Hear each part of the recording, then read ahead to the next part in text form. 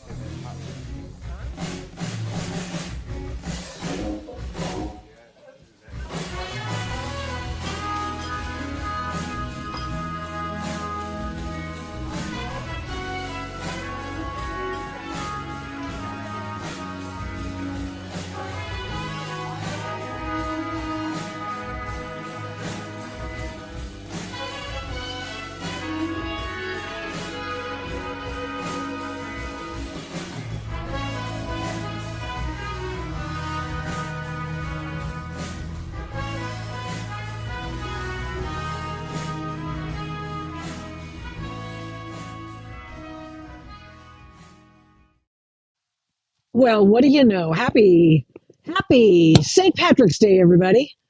How's it going? It's just great to be here on a St. Patty's Day. Got a little Irish music for you from Ireland 2 years ago. Stand by just a little bit. I'm not going to play a lot.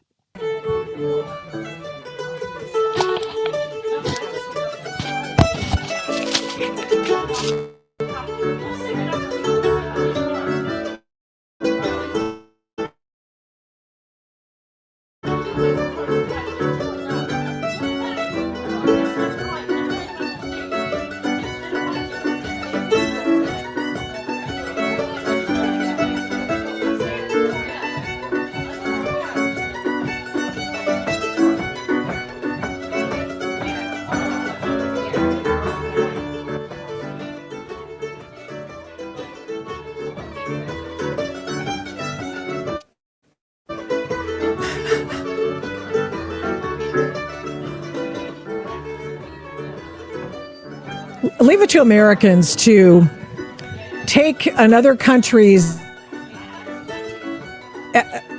excitement and day of the year that they celebrate, especially a church holiday, which is what this is, St. Patrick's Day. Started in the church, everybody, St. Patrick. And then what do we do with it? We make a drinking holiday out of it. That's exactly, Cinco de Mayo. The Mexicans barely even celebrate that day. We just celebrate it in the United States. We check that, we go, oh yeah, it's got to be Mexican Independence Day. No, it's not. No. And neither is this. This is not an Independence Day thing. It's a church holiday. And happy St. Patrick's Day to you, Jordan. Thank you so much. It's awesome.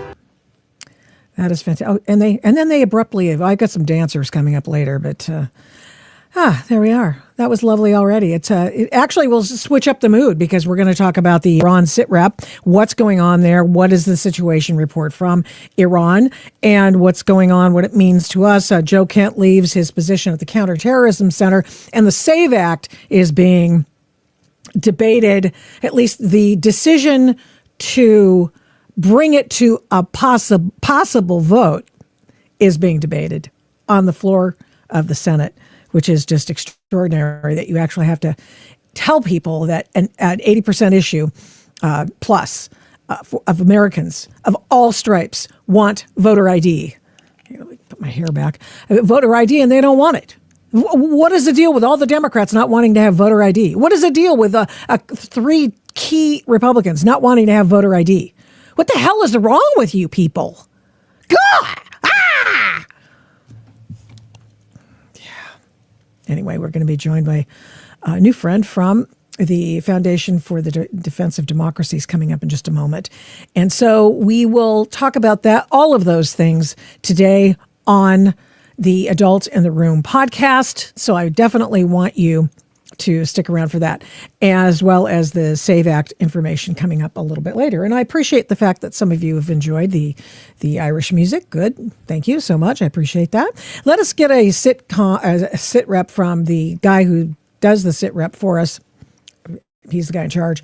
Let's see how much we've degraded Iran's artillery and power. I'm Admiral Brad Cooper, the commander of U.S. Central Command, here to provide another update on Operation Epic Fury. First, I want to remember and honor our fallen warriors who made the ultimate sacrifice in the KC-135 refueling aircraft incident last week. We hold their memories and their families, their friends and their teammates in our prayers. Their selfless service and dedication hardens our resolve. For 16 days, we've delivered overwhelming firepower deep into Iran. This past Friday, U.S. forces executed a large-scale precision strike on Karg Island, destroying more than 90 Iranian military targets, including storage bunkers for naval mines and missiles and other military infrastructure. To date, our Air Force, Navy, and Marine Corps aviators have collectively flown more than 6,000 combat flights, demonstrating the unmatched capability of America's joint force as we maintain air superiority over Iranian skies. We continue to remain centered on our military objectives. These are well-defined and include eliminating Iran's ballistic missiles, drones, and naval threats. It's one thing to defend by striking launchers and intercepting missiles and drones, but it's another thing to eliminate the wider manufacturing apparatus behind them. And we are doing that today. Now, this is my favorite part of the SITREP from the CENTCOM commander, and that is, you ever watch those TV shows and you always want to get to the part where on the decorating shows, even guys, hey, how'd that project come out? Did it look good? Let's see the before and the after pictures. Well, here's the before and talk to our friends from the Foundation for the Defense of Democracies. Hold on. We've talked about it in concept. Here's what it looks like in reality. Let me show you, for the first time, a few examples of how we are dismantling Iran's defense industrial base, which will prevent threats to the region into the future. Here, you see a photo from March 1st of a naval drone storage facility located near the Strait of Hormuz. This is the same location, 8 days later, completely destroyed. Next, here's a photo taken of an attack drone production factory in Tehran on March 5th. Here's that same factory 6 days later after a devastating barrage of U.S. airstrikes. As I say, it's like watching HGTV, but in reverse.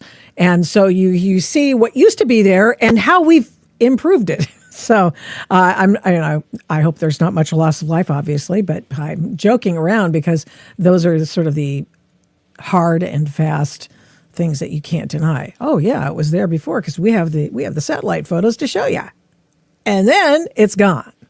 So that's part of our SITREP on Iran, and that today, and we'll do the SAVE Act coming up. By the way, SAVE Act is a national security issue. Why is it that there are so many people who will vote against it today? That's just shocking, actually. So we'll get into the details of that coming up in just a minute. But I did want to welcome for the first time to the room podcast his gentleman that who's an Iran hand. He makes his life, or has in the past, makes his life in Tehran. Janatan Sayeh, who's with the Foundation for the Defense of Democracies. And I appreciate you coming on today, and thank you so much for doing so. Thank you. How are you today? It's great to be with you. Thank you for having me. Thank you for coming on. I really appreciate it. Well, you know, we have a lot of folks who wonder about what's really going on. We've got a lot of atmosphere. There's the signal, and then there's the noise, and there's a hell of a lot of noise right now, if you don't mind my French. And I just want to know, after the deaths of a couple of leaders in Iran, who's running this joint anyway? That's a fair question. There's different ways of answering it, really, but the short answer is no one. And I think the way to look at it is the regime has been set up in a way that it doesn't need a major command structure for it to inform mid-level and lower-level officials on what to do. Now, unpacking this a little bit further, in this context, we'd be looking at assassinations that have taken out a lot of the military officials, but not that many political officials. There's still a lot of them. So the guy that was taken out today, Larijani, he was both political and military. He was like here and there at the same time. But a lot of these people that have led the quote unquote civilian side of the Iranian regime, even though we know none of them are really civilians, that said, they're still in power. So they can still make decisions as things are going on. But then again, the apparatus was structured so that a mid-level commander or foot soldiers in this context would know exactly what to do during times of crisis. They know they're supposed to attack U.S. bases, Israel, and civilian infrastructure. And once that phase is done and they're out of missiles and they're out of sights, then they look inward, preventing protests to take place, getting more into the repression side of things. We see them set up checkpoints. And of course, I know we have a lot to unpack here, but the other angle of really going about this is how Israel has been going after a very hyper-local targeting of some of these squads and units. So you're saying nobody's in charge, but we're doing a good job of getting rid of people who have been in charge. So are we, I guess, looking down the road a little bit as we go along, are we possibly looking at a civil war? Depends how it really plays out. Also, when we say no one's really in charge, it's more so to say there's not one person that's calling all the shots. It's mostly the IRGC carrying out a lot of operations. I know we talked about the son Mojtaba. debatable whether he's even alive. And even if he was, I don't think his opinion would differ from that of the IRGCs. So no matter who would be calling the shots in this time frame, they're going to be advocating for the same thing. But of course, we've done an excellent job taking out the command structure, but there's still plenty of more Larijani's to take out. As to whether we would see prospects of the civil war, listen, it comes down to how we're going to go about systemic change in Iran. If we're going to really empower the Iranian people to go after these oppressors, whether we're going to leverage the opposition led by Crown Prince Pahlavi, or if we're going to go down the separatist route, if we're going to empower different terror networks inside country, go about empowering Kurds or different militias that have a history of separatism, that of course is going to have major ramifications. But nonetheless, this is all to say, these guys are not going to go without a fight. They're here for martyrdom. Their paradigm is different than ours. They know what they've done. They know they're not going to be forgiven. So getting defections from them is going to be very challenging. Yeah. Well, who was this guy? Larijani. Is he the besieged guy? Who are these people and what? Sure. So the besieged guy is the one next to Larijani. Larijani, the individual in the military personnel, that's the besieged guy. And what the besieged is, it's a paramilitary organization operating under the Islamic Revolutionary Guard Corps. They're seen as mostly vigilantes, but it's these guys that are opening fire on the masses. They're critical with internal repression. Yeah. That's what's really important about the besieged. And Larijani, as to who he really was part of a kleptocratic clan. The Larijani family has his hands across Iranian politics. He was just one of the brothers, the most influential one, and he was the secretary of the National Security Council of Iran. So again, the decision making was real. And another angle of looking at it, he was the main point of contact with Moscow. So this is going to hinder Tehran's ability to maintain ties to Putin should they need more assistance throughout the war. How is the United States and Israel?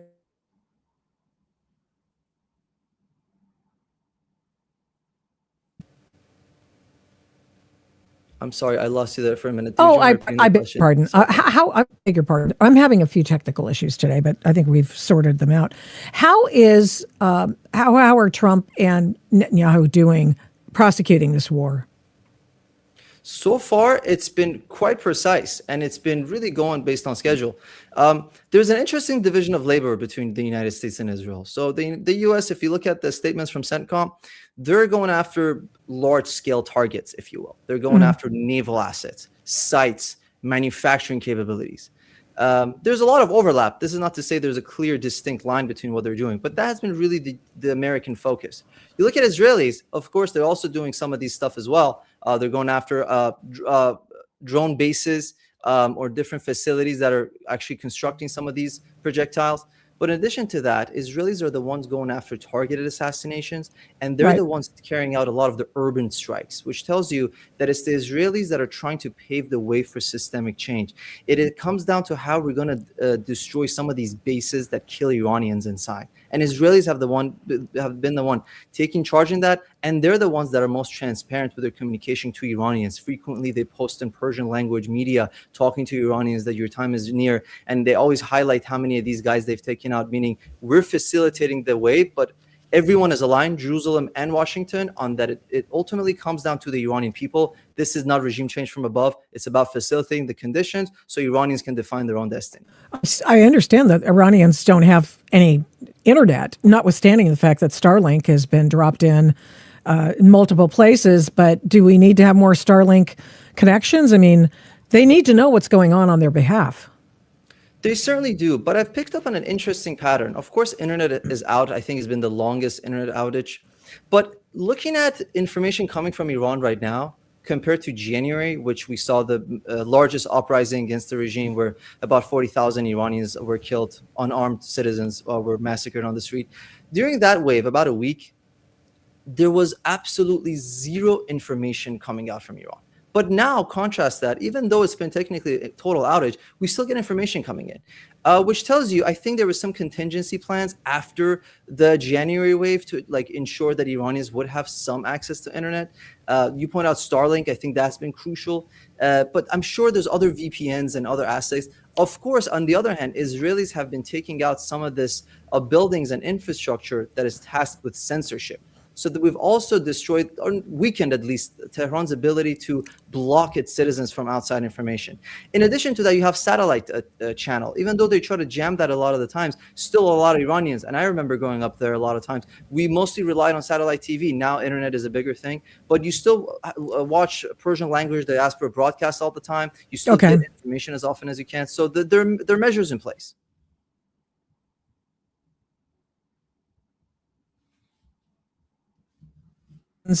I'm reading here in the Wall Street Journal in this late-breaking story, the attacks on Iran's security chief and the head of the besieged militia could make leaders more cautious, complicating, but Russia's sharing satellite imagery and drone technology with Iran. Does that disturb you, or has that just been going on forever? Are you talking about the Moscow-Tehran relationship in this context? Well, I guess. I mean, they're sharing, well, clearly, but I mean, I think they're sharing information which is critical information for this very, very moment. And I mean, now, you know, what are we looking at? A world war here? I mean, I'm just like, I know what you mean. But let's compare this to how Russia was defending Assad in the mid-2000s when there was a civil war in Syria. They stepped in militarily. They had bases in Syria. They were fighting on behalf of the Assad regime. They were arming some of these guys. But now Russia has been weakened to the extent that they rely on Iranian weapons to begin with. So comparing how they stepped in last time compared to this wave, it's not even comparable. They're only sharing intelligence. I think that another way of looking at it is Moscow is more or less seeing Tehran as maybe a burnt asset. They find the regime in Tehran to be too volatile of a decision maker, a bit irrational, if you will. I think the way that Iranian regime officials went after targeting civilian infrastructure as a primary form of carrying out attacks across the Persian Gulf, I think that sent the wrong message to a lot of different leaders around the world, even their allies or partners. But you know, that said, the Russia-Tehran relationship has been mostly benefiting Russia as opposed to Tehran. I can't imagine anyone in the Islamic Republic is happy about it, but they gotta work with the hand that they're dealt. Yeah, Strait of Hormuz. I know I gotta let you go, but I mean, is there a way around this to open this thing up? I know it's open, but not to us. Yes, it's not open to a lot of different entities. I think only Chinese ships are the ones that get to go through, which tells you a lot about what the Islamic Republic's allies are. With that, the issue comes down to drones over missiles. And I think that's something maybe a lot didn't calculate to this extent. We took out a lot of their ballistic missiles, but they still have thousands of drones. I think more than maybe some had speculated. And that's what they're using to target some of these vessels as they're crossing the strait. And that's the challenge there. So I know we talked about occupying an island in the Persian Gulf, but that said, because of these missiles, the challenge is that we don't really have enough to protect boots on the ground for that. So ultimately, I think comes down to entering the next phase of the war and actually ensuring that Tehran is going to be so occupied with internal unrest that they're not going to have enough really resources to go about the Strait of Hormuz. That's the only way I think we can go about this, at least in the short term. But the drones are a real issue right now. Thank you so much. I appreciate your time. I know you've got to go. Janatan Sayeh from the Foundation for the Defense of America, for the Defense of Democracies. For the Defense of America is fine with me too. They are. I just want those bastards out of there. Thank you. Appreciate it. Don't we all? Thank you so much. Have a good one. Thank you. I appreciate it. Well, you know, of course, we've got things that are in the way of success. And part of the success that I'd like to see is the oil flowing again, because I don't know about you and I, war for oil. Okay, well, fine, fair enough, because I think it's true.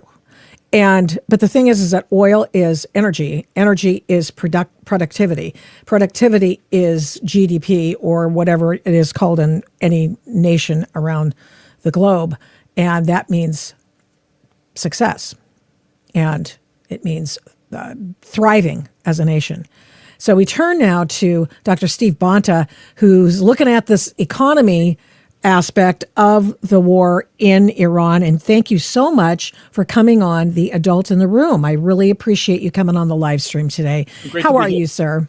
I'm fine. Although snowed in at the moment. I'm in the upper Midwest, and we just had 2 feet of snow. Oh, my goodness.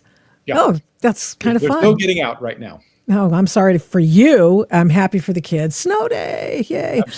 Absolutely. 2 snow days so far. How many? 2 so far. Okay, there you go. Oh man. Okay, well, what are the ramifications of the oil spike in prices and all of these things that I think are really important? Obviously, read the tea leaves for us, if you would. Well, I appreciate what your previous guest said. Kind of putting in the broader context that this is not. None of this is unprecedented. He pointed to what happened with Syria a few years ago, and going further back, obviously, I'm old enough to remember the first Persian Gulf War, and all of the alarms that were raised in the press before that. And oh my goodness, Saddam Hussein with his million-man army, hardened veterans from the war with Iran, and that it's going to drive. All this stuff, and none of those apocalyptic things came to pass, and. What we're seeing right now with oil prices is, of course, is very predictable. A price shock, and it's to be expected. People wonder, well, how is it that we don't even get most of our oil from the Middle East? We get roughly 30% of our oil from other countries, but roughly half of that comes from Canada, which doesn't really count. Okay, so we are not, as a country, terribly dependent on the Middle East the way Europe and the Far East is. It does affect them. And of course, oil is a global asset. So there's going to be, war inevitably brings price shocks. It's force majeure. That's what happens. Mm-hmm. But, if there's a concern, it's, how much is this going to cost in the long run, obviously.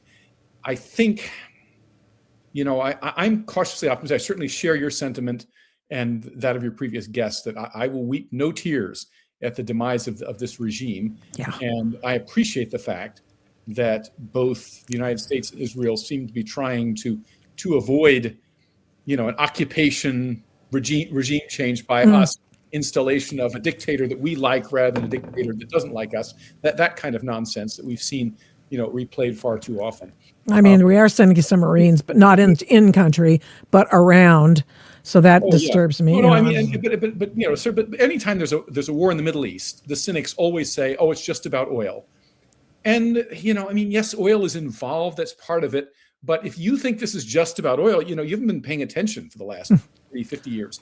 In fact, we fought a war with Iran once before, under the Reagan administration, the so-called tanker war, where Iran tried back in the late 1980s to shut down the Strait of Hormuz, started indiscriminately firing on tankers, laying mines and stuff like this, and and Reagan responded by attacking Iranian gunboats. Most of their navy in those days was small motorboats with a machine gun mounted in the back, that kind of thing. And so people forget about that. And there was some disruption of the world supply back then too. But guess what? We got through it, and we will get through this. It's also significant, of course, that even what's going on in Iran is partly at least offset by the fact that we now have de facto control of the oil assets in Venezuela. So there's that. Absolutely crucial. Obviously, that came up first. There are no accidents here, right?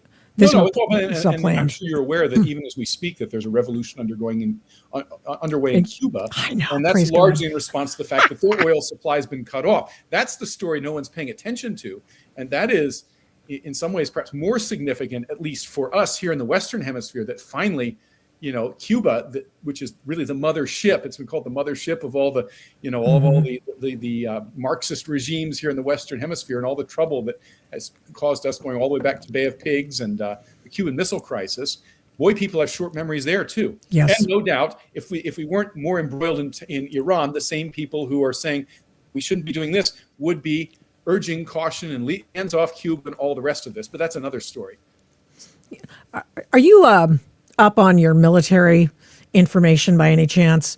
Because I've got a question, and I've been thinking about it, and I wanted to ask our previous guest, but I'll ask you. For example, we are going to have to clear the Strait of Hormuz.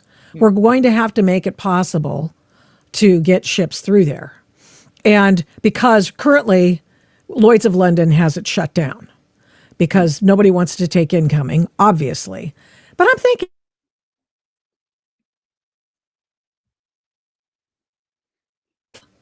like autonomous ships now?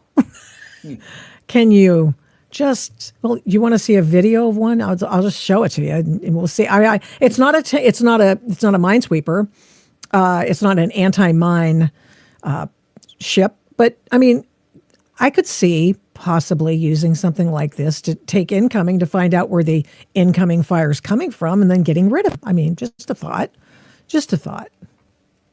Here, I got to turn this guy on. Oh, wait, hold on. I have to make sure. Basically a drone ship. It's a drone ship. That's exactly what it is. Yeah. Hold on. I'm going to pull it up again because I was just thinking they just retired a bunch of minesweepers. And I don't know to the extent that you could make sure, sort of throw this autonomous, jerry-rig those old ones with this new technology. But there's this. Its name, the USX-1 Defiant. It's the first fully autonomous naval vessel ever built. A fitting title for a ship that developers say could revolutionize naval engineering for years to come. Autonomy really means they're able to sail safely without humans on board. They're able to operate with humans on board. Defiant is the culmination of 5 years of work by the Defense Advanced Research Projects Agency, or DARPA. The ship would carry cargo or even be equipped with weapons, but DARPA says it would always be supervised by a crew, never operating weaponry on its own. We still have destroyers. Destroyers are still doing their job. But now the destroyers have a bunch of these operating in conjunction with those destroyers. It takes away the safety risks of having personnel on board the ships, and it also drastically reduces the cost and the size of a typical ship. It's also quicker to build, with the Nichols Brothers boat builders and Everett Ship Repair lending a key hand in that process. So this is a Washington State story where we're talking about this kind of a ship out there. Maybe sacrifice it? I'm not sure that having one floating and operational is very different from having one integrated into the larger command and control structure of the military. I'm assuming that that's not really been accomplished yet. I do know, as far as next generation aircraft are concerned, the concept is that before long we're going to have, I think even the F-47 that they're working on, the idea is that it will be able to operate with a bunch of drones. So we will literally have the mothership of science fiction with a bunch of drones that will disperse from it, in a combat formation, and will be, semi-autonomous. And one assumes that this same concept is being developed where the Navy is concerned. However, I don't know that any of that is actually operational yet. So, in the near run, again, I think that the crisis in the Strait of Hormuz is being overblown because the press and the politicians desperately want Trump to fail. And I mean, the two people they hate the most, Trump and Netanyahu, are leading this thing. So of course they want them to fail. And the reality seems to be, and sources like 2CTV, in my view, are much more reliable as to what's actually going on. And the reality seems to be that pretty much almost all of their mine laying capacity has been destroyed. Most of their Navy is gone. The volume of missiles and drones that they're able to launch at all per diem is down to a fraction of what it was in the first couple of days of the war. Yeah. And even if that were not so, for all of its geographical size, Iran is not anywhere near being a first-tier military power, any more than, as it turned out, Saddam Hussein was. Although, frankly, relative to our power at the time when we first went to war with Iraq back, more than 30 years ago in the early 1990s, I would say that Iraq probably stood a better chance against the U.S. Of course, it was not just the U.S. It was a larger coalition that was assembled for Operation Desert Storm. But had we taken them on, or we in Israel, and Israel sat that war out, be it remembered. They actually endured a barrage of Scud missiles from Iraq and didn't do anything at the urging of then President Bush, who said, just don't get involved because then that will get all the Arab nations. We need them on our side and so forth and so on. So they sat the war out entirely, and we assembled this large multinational coalition under the auspices of the UN Security Council, which is another story. But, bottom line is, in the end, we tore right through Saddam Hussein's forces. But I think, frankly, he was better armed relative to us. He had a more credible military, frankly, than Iran does. I mean, Iran has got really no air force at all. And these missiles... Not anymore. To the extent they had one, they don't have anymore. I'm not very impressed because it's the 2020s now. And they're operating with technology from the 1970s and 80s at best. Right. And now that their command and control structure has been disrupted, I just, again, this isn't the Vietnam War anymore. Right. And I hope I'm right. I'm not sure. A commenter just remarked that Trump is a war criminal. Right. I get them all here. I get them all. Yeah, sure. And I mean, certainly the conditions under which this war was embarked upon are dubious. We've written that in the New American, the magazine that I publish. The fact that it kind of was, it started unconstitutionally, and we can talk about that. But now that we're in it, it seems to me to serve no good purpose to continue to wish ill upon American forces. And certainly, there's no question. What happened back in early January in 2 horrific days is beyond dispute. What that government did to its people. So I'm certainly happy for the Iranians as well as the Iranian diaspora around the world, assuming this comes to fruition. Having a free modern Iran akin to what we had prior to 1979 would definitely be an asset for the world, a good thing for the world going forward. But whether we're the ones that should be doing that, it does seem to me that it's more of a thing that that definitely impinges on Israel's national self-interest more directly than ours, to be sure. Mm-hmm. And so it's certainly appropriate that they be more involved in that, as they seem to be, involved in trying to take out the IRGC outposts and obviously working directly with people on informants on the ground and helping to facilitate. So we'll see how it goes. So I've very mixed feelings about it because on one hand, I do too. Yeah, I don't like seeing the U.S. president, and this is far from the first instance where a U.S. president, Republican or Democrat, has essentially just taken the United States into a war without a congressional declaration. That is problematic. And even with he's still within the confines of the Constitution right now. But after 60 days, he won't be, potentially. It's definitely, I understand both sides of this issue, I think. But now that, we are where we are, for whatever reasons, I hope that it ends expeditiously, and I certainly hope and pray that it turns out for the better as far as the hard-pressed Iranian people are concerned. I travel through the Middle East quite frequently. I've never been to Iran. I've flown over it a few times. Would love to visit it. I've been to Pakistan and the Gulf states, but so it would be wonderful to see Iran join the modern world and for the people to enjoy the freedom that they deserve. Particularly paying such a heavy price, in blood. But we'll see. So I tend to be optimistic about this. People have underestimated Trump and Netanyahu in the past. And usually, we heard all these dire warnings when the whole thing in Venezuela started. The quagmire. Where's the quagmire? Okay, Right. So, well, he was looking for somebody with whom he could deal in Iran, and there was no one that he could deal with in Iran. And so then all of a sudden, Israel's taken everybody out like right and left. And the one guy he initially thought he might be able to deal with, he gone. He is dead, Laranjani. And so, that guy wasn't going to help. Well, make no mistake, just because he doesn't look as crazy, he looks a little more urbane and professorial, doesn't mean he's not a mass murderer. He is. Oh yeah. These people are bad news. And, but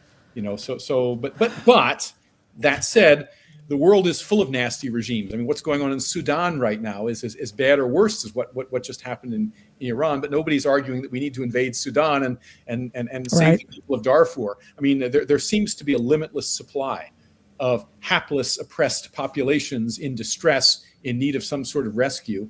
And, obviously the founders and the post-founders, John Quincy Adams most notably, warned against this kind of mentality, that we really don't want to get involved in this sort of multilateralism, the peacekeeping and going abroad in search of monsters to destroy, as he put it so eloquently, all the way back in 1820. So, we have definitely disregarded that advice, and we're now, as he warned, kind of entangled beyond all power of extrication, I think were his words, more or less, in all of the troubles of the world.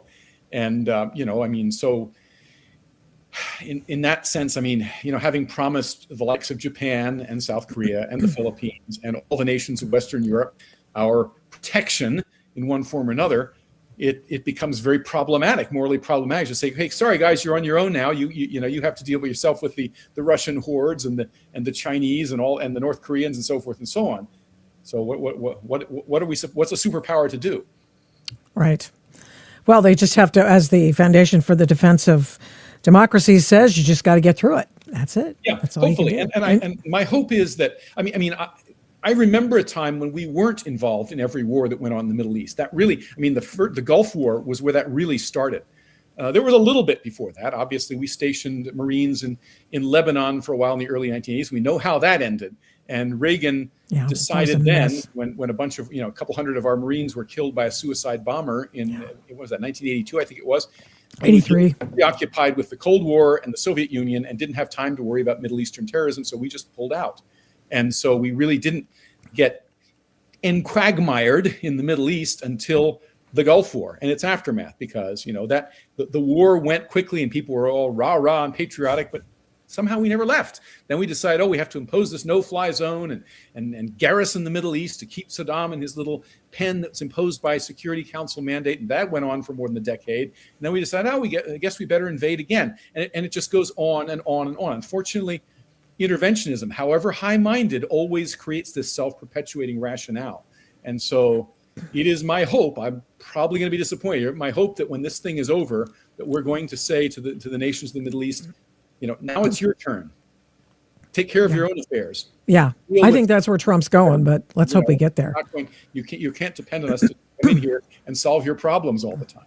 Yeah. But we'll see. Well, I'm very happy that I'm hoping that the people of Iran will be, there's enough superstructure there that they'll be able to take over. There's certainly a lot in the diaspora that are watching and waiting and ready to go in to help them run things, but I'm not sure we want them to do that permanently. I think too, again, arguing from the other point of view, and there may be merit to this, because I think it's important to have a modicum of humility when talking about these complex issues. There's a lot of information I'm not privy to.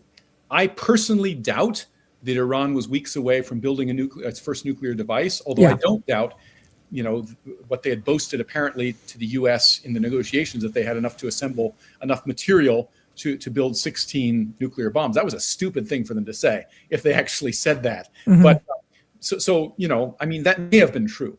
But I do think strategically, there's no question that Iran is a critical part of that axis between Russia, China, Iran, and so forth. And if Iran comes over to our side, that's going to deal a tremendous. It's going to completely reconstitute geopolitics. Absolutely. Hopefully for the good. Because the reality is, Iran may not be able to threaten us with nukes, but Russia does routinely. People forget, and those of you out there who think that Putin is the cat's meow, he and his Medvedev and others have routinely threatened the use of nuclear weapons since the beginning of this Ukraine war. We've kind of been living under a Damoclean sword since that war started. And that most definitely does affect us, because while Russia's, infantry and, ground troops have proven less than effective against, their missiles work just fine. There's no doubt about that. And they could inflict tremendous damage, if not, destroy the United States outright. And China's not far behind them in terms of their development. They're a few thousand missiles behind at this point, but technologically, China is developing very rapidly. And I know wherever I speak, because I lived in China for 4 years, quite recently. I speak Chinese, I know Wow. how things work over there, and I understand just how much they hate us and have us, want to delete the United States of America. That is probably their number one strategic goal, possibly even more important than the seizure of Taiwan. So that is most definitely a real threat. And as long as Russia remains at war with Ukraine, that's very problematic as well. So perhaps this may enter into the thinking of the people who are doing the planning for this. The Iran war, it's not just about Iran, it's about really the entire world. Thank you so much for coming on and talking to us about this. I really appreciate it. And this has just been very helpful, actually. Thank you. So, Dr. Steve Bontes on the Adult in the Room podcast live stream. Okay. A couple of things that have gone on that I think, what do we know? Joe Kent decided he was going to quit today. So, Joe Kent. I love Joe Kent. And a couple of things on that the president talked about with respect to reaction to Joe Kent quitting his counterterrorism job today. And I'll show you his statement. Here's the reaction from the president. I didn't know him well, but I thought he seemed like a pretty nice guy. But when I read his statement, I realized that it's a good thing that he's out, because he said that Iran was not a threat. Iran was a threat. Every country realized what a threat Iran was. The question is whether or not they wanted to do something about it. And many people, many of the greatest military scholars are saying for years that president should have taken out Iran because they wanted a nuclear weapon. They were, if we didn't do the attack, or if I'll go a step further, if I didn't terminate the Iran nuclear deal given to us, one of the worst deals ever made by Barack Hussein Obama. Remember when they sent Boeing 757s over there, loaded with cash, hundreds of millions of dollars? You would have been very happy. This was a wonderful, they said hundreds of millions. People forget that. Does anybody remember? Right? You remember. Hundreds of millions of dollars in a Boeing 757. I think they had two of them. Loaded, they took the seats out and they put cash. And it was so much that there wasn't a bank in Virginia, Maryland, or D.C. that had any money left. They stripped them of all their money, put it into place, sent it to Iran, almost as ransom. That's not going to happen with Trump. And nobody ever did anything about it. Nobody ever said anything about it. Can you imagine if I did that? So they've been a threat for a long time, but they've really been a threat. Okay, so I just cut him off there. Okay, so that's initially his reaction to Joe Kent leaving the Counterterrorism Center, working for Tulsi Gabbard at the Department of National Intelligence. And so that was a big job for a guy, former Green Beret, former CIA, paramilitary dude, Gold Star husband. He's remarried now, thank goodness. He has two boys. They're just adorable. I think very highly of Joe Kent. But I found this resignation just like, what the hell is going on here? That's different. And so, let's get this off. So Joe Kent's reaction was to send a letter which talked about how this war, and I can't read it myself because I've put it instead of making it a document that I can just go to, I made it a photo, which means it's a lot smaller because, whatever. So, but bottom line is he blamed Israel for getting us into this war. I'm sorry. Okay.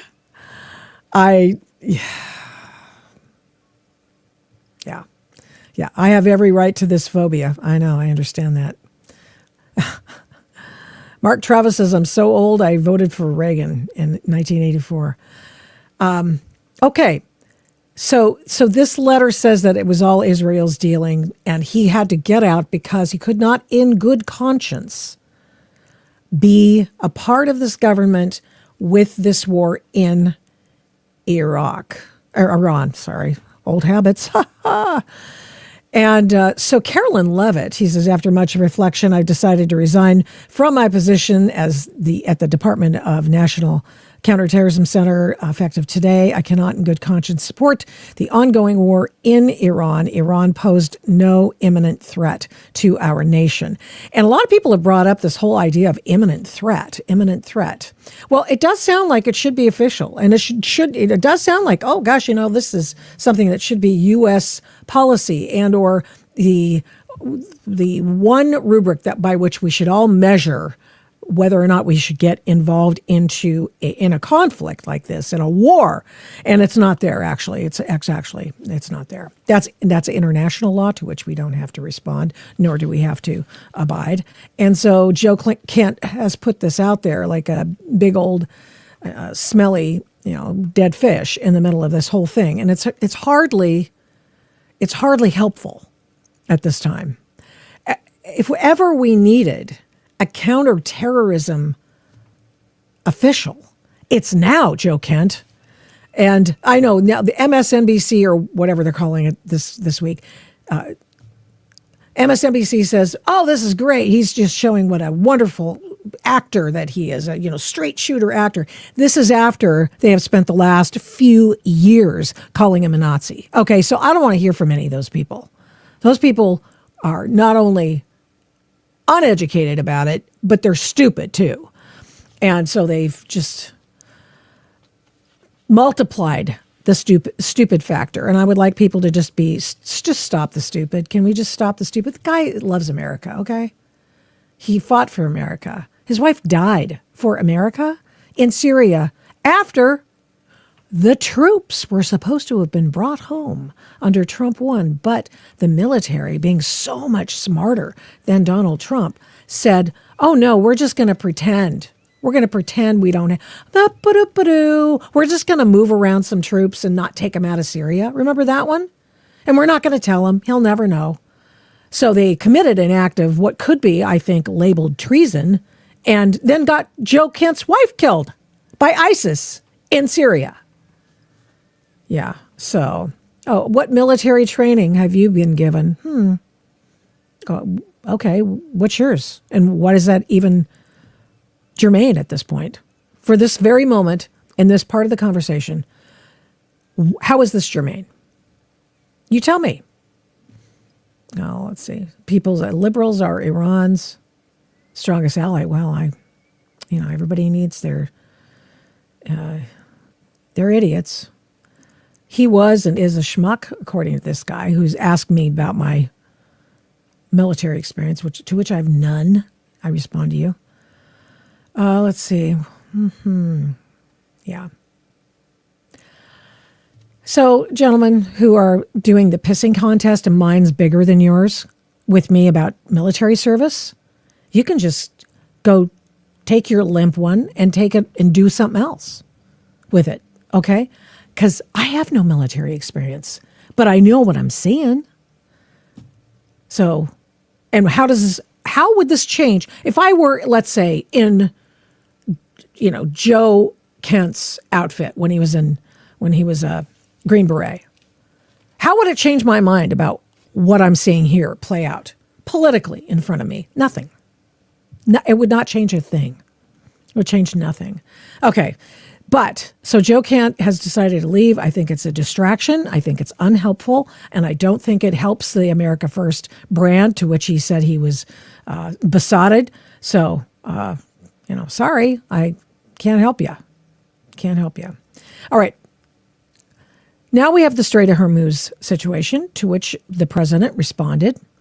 And Trump, over the weekend, talked about it. Or maybe this was yesterday. I believe it was. Let's listen. And when we want to know, do you have any minesweepers? Well, would rather not get involved, sir. I said, for 40 years we're protecting you, and you don't want to get involved in something that is very minor. Very few shots going to be taken because they don't have many shots left. But they said, we'd rather not get involved. I just want the fake news media and everybody else to remember that was said, because I've been a big critic of all of the protecting of countries, because I know that we'll protect them And if we ever needed help, they won't be there for us. I've just known that for a long period of time, just like I knew about the Strait, that it would be a weapon. So what he's talking about there, of course, is the fact that he asked Europe for help and said, hey, will you guys come and work with us on opening up the Strait of Hormuz, since you get energy from the Strait of Hormuz? And they said, all of them said no. Okay. And he goes, I knew that's what they were going to say. Yeah, who knows? He probably did, because he's been after these so-called NATO allies and anticipating that they would do nothing. And he said, yeah, I kind of figured they wouldn't. And here, look at this. It's a test. And they failed. And some of these comments coming in are very interesting, which means that every day is an IQ test. And some people pass and some people fail. All right. Here's Donald Trump in the 80s talking about, well, right? Here he is.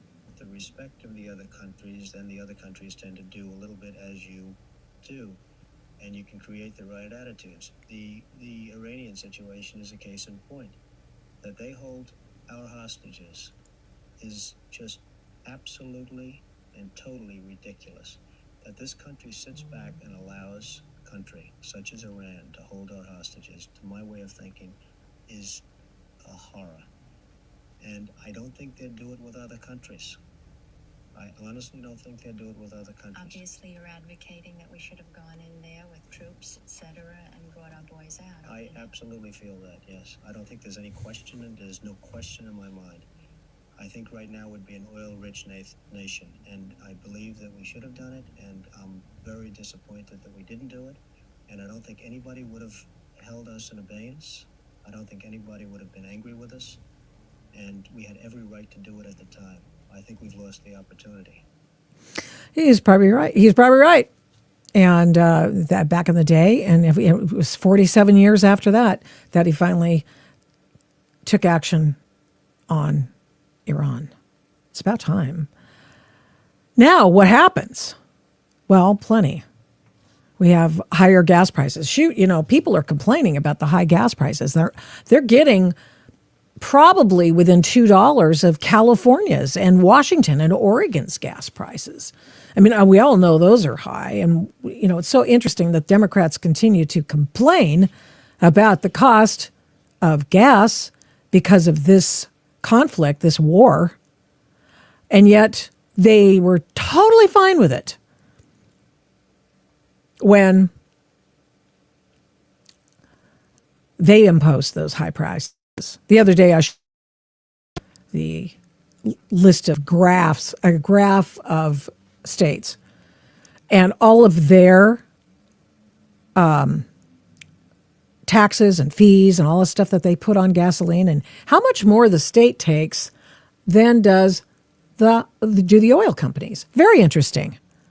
And it's interesting because you should know that they're screwing you over too. So they're taking more.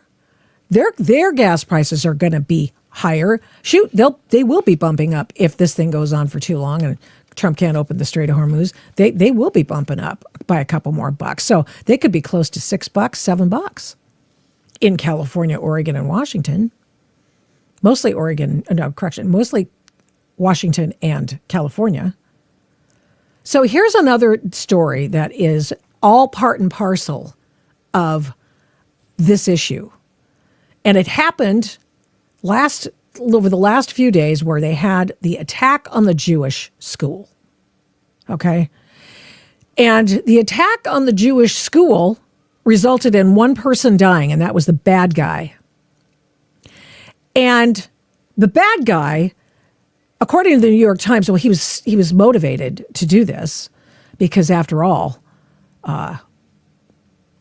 his brother and his cousins, or niece and nephew, I think is more accurate. His cousins, niece and nephew, died in a hail of hell coming out from the sky from either Israel or the United States of America. Oh, wow, that's terrible. Yeah, you know why they were killed? Well,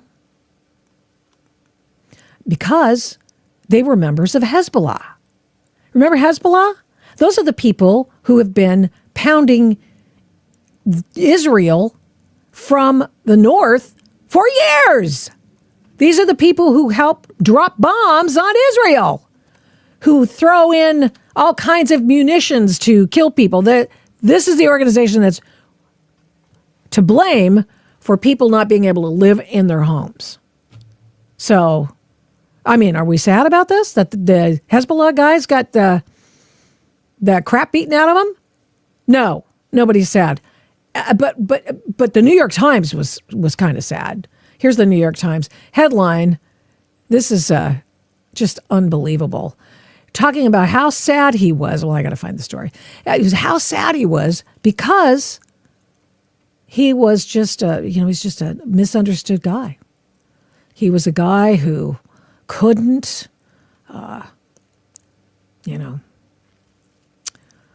he was just fueled by grief. Just a poor kid, poor man. This is just unbelievable. Let's check this out. So, hold on. I'm going to share my screen. I think this is it. Yeah, here we go. Let me take that down. This. New York Times coverage of the Michigan synagogue attack. What is this, the fourth one over the past few days? Let's see. We had the shooting in Austin. We had the other attack in New York. We had a third one. And now this one?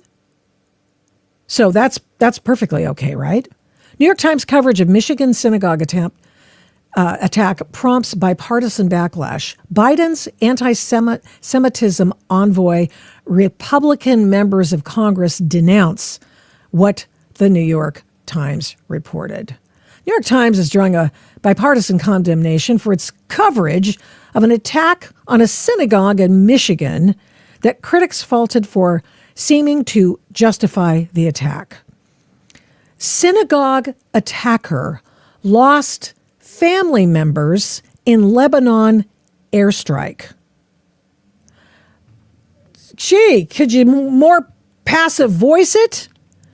That was the headline that they put on one of their articles following this attempted terror attack of a school, a Jewish school, where 100 little pumpkins were in there going to school. Synagogue attacker lost family members in Lebanon airstrike.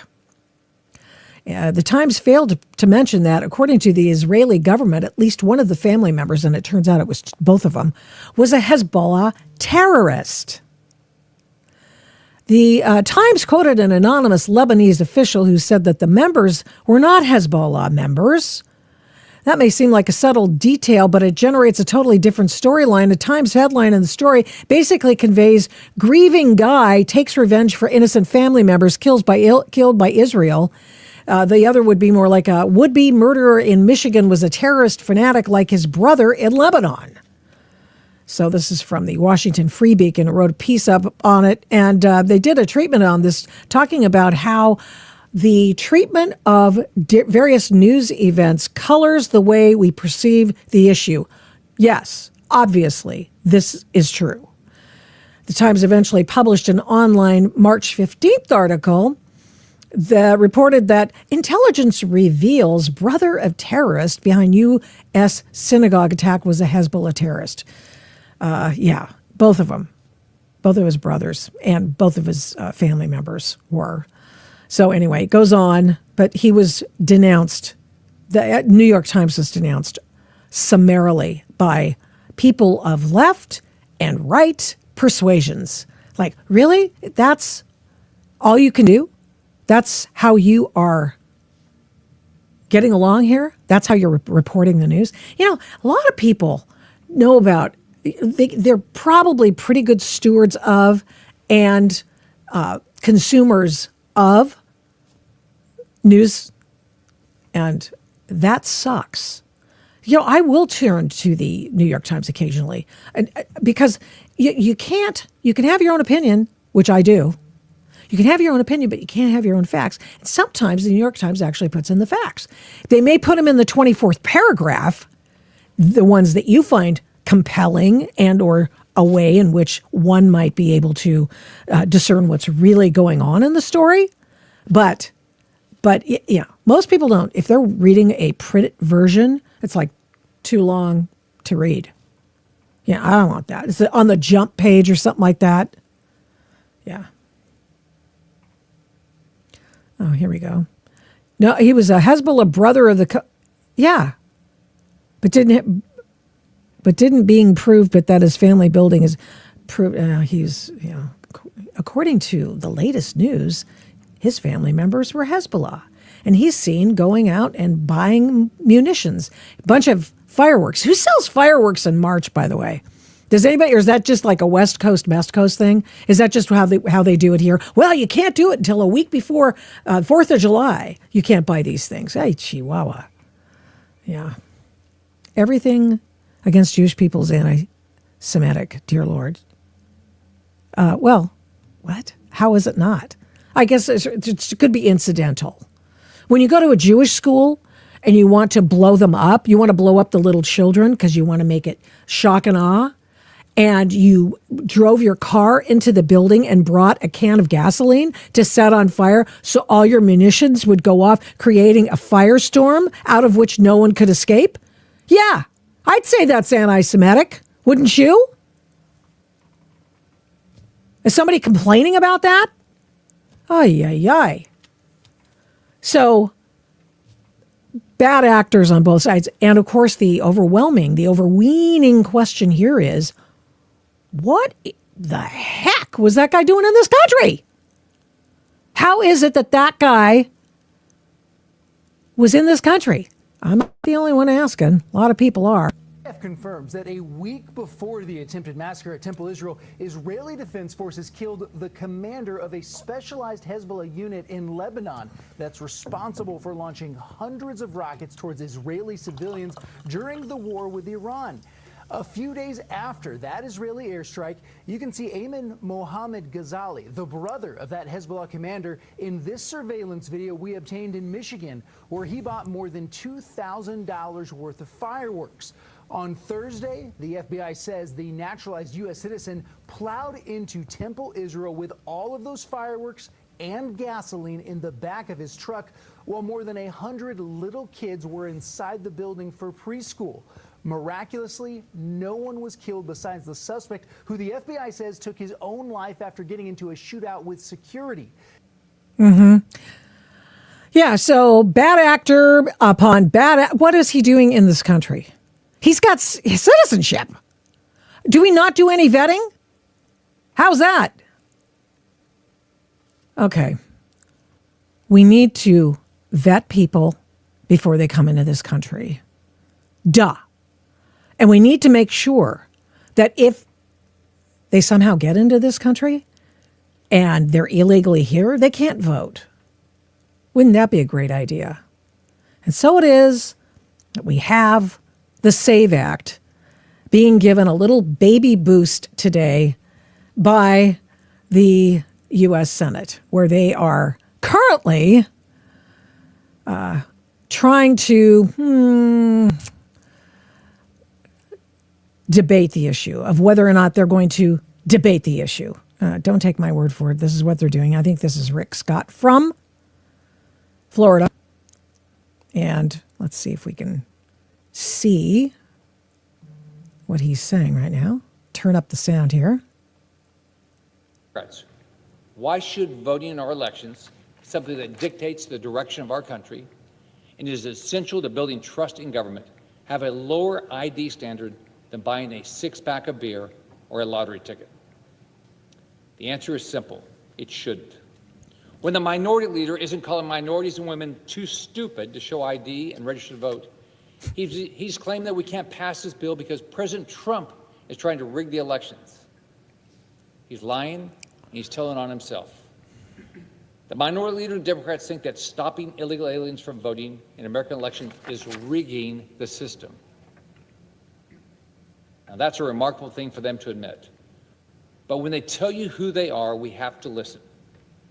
What's clear to me is Democrats don't think they can win. They don't think they can win unless we allow people who are not legally allowed to vote to cast a ballot.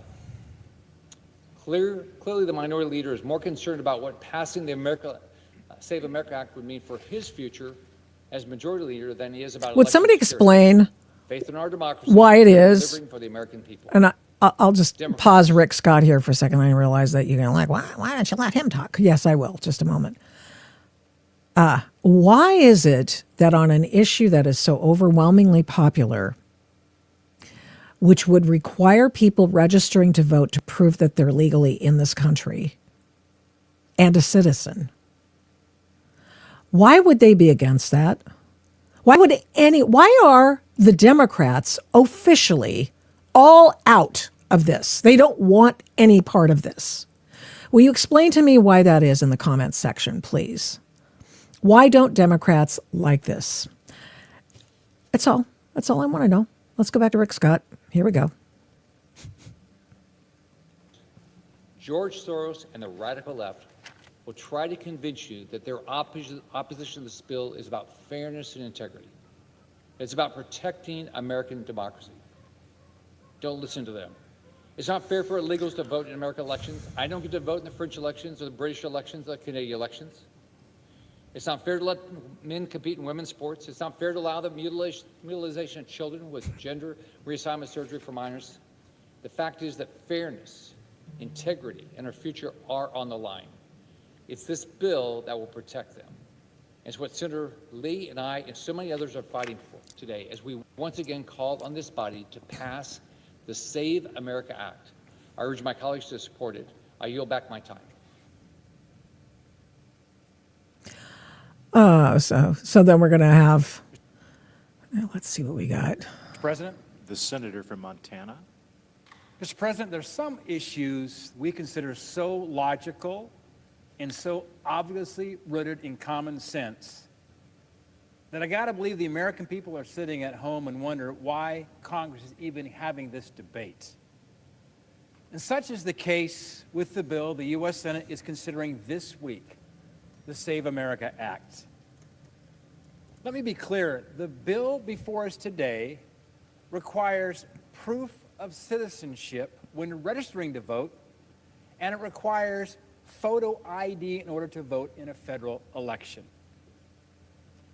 They hate that. If you come to my office here in Washington, D.C., you'll see fairly quickly I'm an avid outdoorsman. There's a lot of hunting and fishing pictures on the walls that say a lot about the great state of Montana.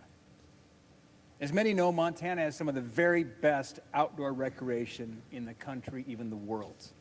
Hunting, fishing, backpacking, you name it. I remember growing up in Montana, my grandpa and my dad had a fly rod in my hand when I was still a little boy, before fly fishing was cool even, back in the early 70s. I remember fly fishing before Brad Pitt discovered it with Robert Redford and made the movie A River Runs Through It. And do you know, if you want to fish in Montana, if you want to fly fish, if you want to get a tag to hunt, you want to shoot a mule deer or an elk or a whitetail, you know what you need to get a tag, to get a fishing license? You got to produce a valid ID. To go fishing, you need a license. And to get a license, you need a valid ID. Okay, I'm going to pause him for just a moment because during this program, we did find out that the vote to continue this, to take it to a debate, has passed.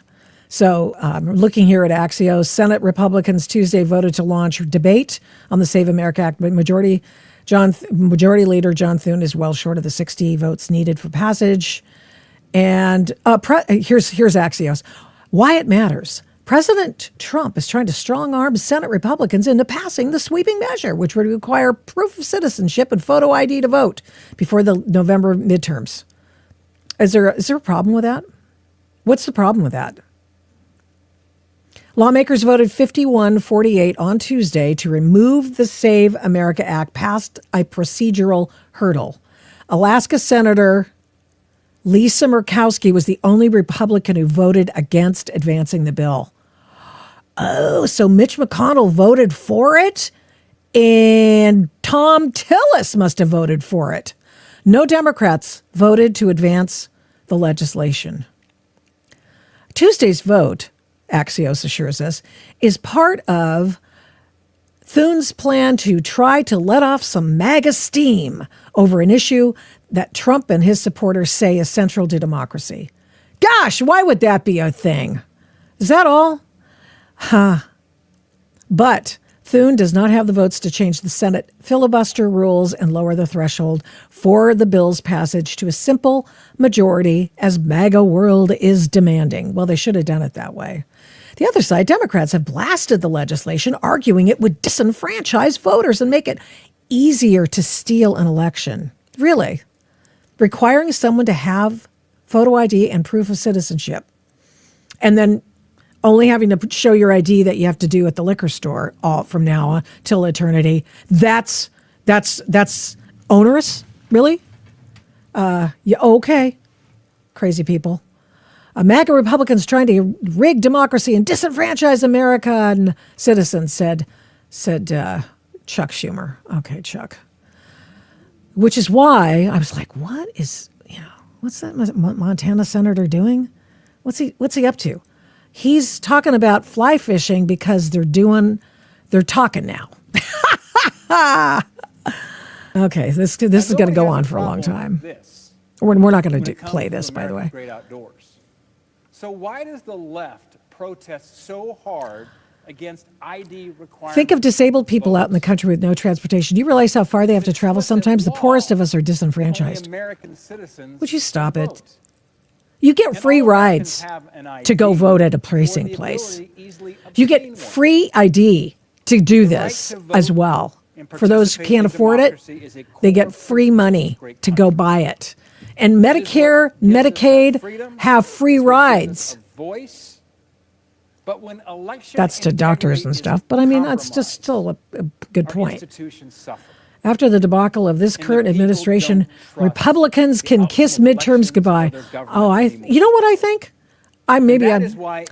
Maybe I flatter myself a little bit, but I really feel as if people give a flying flipping frittata about the sanctity of their vote. Why is it an 80-20 issue if it's not that big of a deal? More bipartisan issue right now facing us in Washington. Okay. People want to restore trust in their elections and their government. So why is this so hard? I'll tell you why it's so hard. Our friends on the other side of the aisle are captive to their radical base. I grew up as the grandson of a Democrat in Montana. My dad was a Democrat growing up. But this is a different kind of Democrat today. The radical base is steering the party that we debate with across the aisle here in Washington. Remember, under Joe Biden's border catastrophe, at least 10 million, and that's a conservative number, 10 million illegal aliens poured into the country unchecked. And in many states, these illegal aliens are eligible for. We could use sugar. Oh, look, we get a commercial. Thanks. Easier and cheaper, but we Oh, never mind. Hi, I'm Catherine. I'm one of the founders. And that's why you need to have. It's Catherine. She's a founder of something.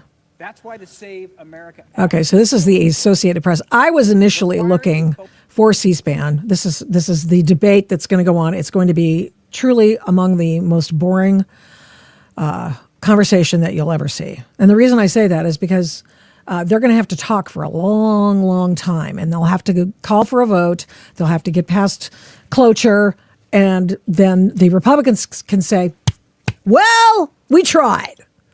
And you have to say to yourself, well, why is it such a big sell to get people to want to require identification and proof of citizenship to register to vote and vote?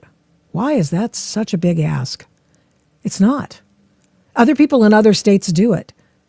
It's just absurd.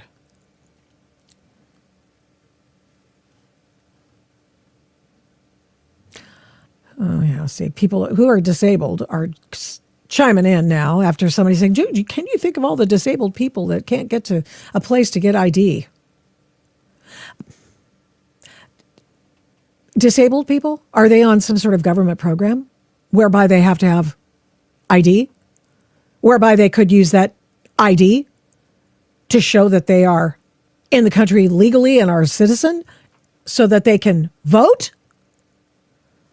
Ay, ay, ay. Okay.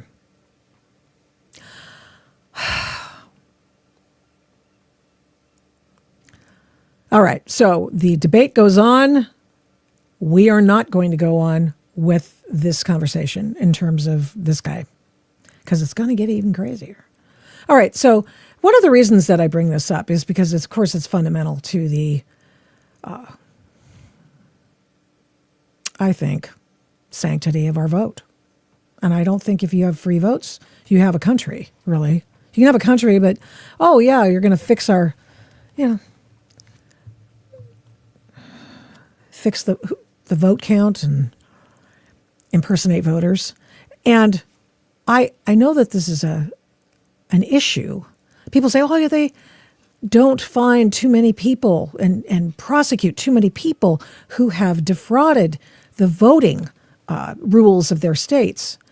Yeah, I suppose vis-a-vis the number of people voting, you don't. But what you don't see is the fact that people are impersonating voters, not just voting willy-nilly, not just stealing the ballots out of mailboxes and stuff happens all the time. We've seen that. But in California, they had a situation just last week, wasn't it just last week, wherein these guys were on the streets of San Francisco. Let me see if I can find this. It's just absurd. Stand by here. On the streets of San Francisco, and they were lining people up. They were the homeless guys and guys who are drugs, and that was great. And okay, so let's see, ballot. I'll just put petition in there. I wasn't planning to share this today, so I apologize. I just wrote a story about it the other day, so I do happen to have it. All right. So what they did was they were on the streets. There's a line of people. And some guy comes up. He's a street photographer, just a, JSG. And just some guy. And he comes up and asks, well, hey, what are you guys waiting in line for? And they're waiting in line to get paid to sign a signature petition. And they are signing, not in their name, they're signing in someone else's name because they have a list of people whose names can be used for these ne'er-do-wells to impersonate, who are standing in line getting paid $5 to sign a petition. That's illegal. It's illegal to offer anything of value. It's illegal to take anything of value for your signature. Furthermore, it's illegal to sign your name, to sign a name that's not your own on an official document like that. And yet, this sort of thing happens all the time when it comes to voting. There's your defrauding. There's your vote fraud that you can't prove because, because if you're not checking signature verification, you can't check the veracity of the signature, which in California, they don't. So you can impersonate anybody. And that's what happened. And so now even the state of California Secretary of State's office is looking into it. Even the person in charge of the Civil Rights Division of the DOJ is looking into it. It's a real thing. It's a real thing. But that is just, I wrote a story about it, as I said. That is something that happens in the voting process, not just in petition signature gathering for initiatives. Yeah. You can't prove it. That's why when we talk about voter integrity here, because I've been taught by the integrity people in the state of California, you got to talk about impersonation because that's really what this is. And so that is something we should watch out for. Why are they opposed to voter identification? Why are they opposed to checking to see if someone's legal to vote? California has outlawed asking for signatures, asking for ID, I should say. They've outlawed it. Yes. Yeah, bottom line, the agenda of the left is control the government, disenfranchise of the conservative vote. The only way they can control a nation is to make it possible for illegal people illegally here to vote. And I think that's one of the reasons why Joe Biden let them all in. That's what was the deal. What was the deal? Okay, it is the St. Paddy's Day celebration, and I wanted to bring to you some wonderful music that I gathered and some dancing. 2 years ago, I went to Ireland, and the opening of this program is the sounds of the fantastic Foxy Johns in Dingle, Ireland. And this was among many of our stops when we saw some folks performing in a to you to celebrate.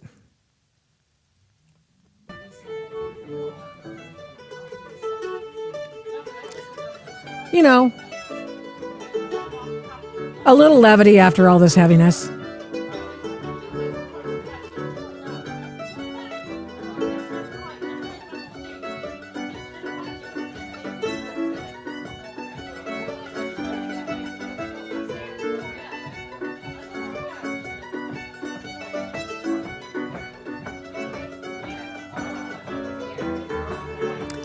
Have a great day, everybody. Enjoy the...